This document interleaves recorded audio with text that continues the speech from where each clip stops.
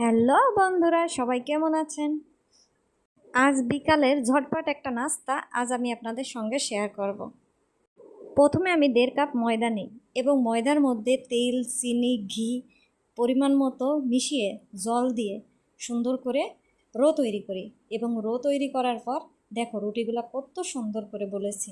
এরপর 2টা আলু সেদ্ধ করে সেগুলো মাখিয়ে পেঁয়াজ কুচি, মরিচ কুচি দিয়ে তেলে ভেজে নিয়ে তারপর ওর ভিতর আমি সেই মাখা আলুটা দিয়ে দিই।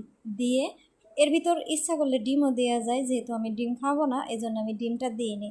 সুন্দর করে এগুলা ফিনিশ করে তারপর আমি আর একটা চুলায় আলতো করে রুটিগুলো ভেজে নিই। ভেজে নেওয়ার পর সেই রুটির উপর আলু মাখাটা দিয়ে আমি এভাবে ভাঁজ করে দিই। এক পাশ করে ভাঁজ করে দেওয়ার পর তারপর আমি তেলের উপর দিয়ে রুটিগুলো ভাজি। রুটিগুলো ভাজার পর খুব সুন্দর একটা কালার আসে।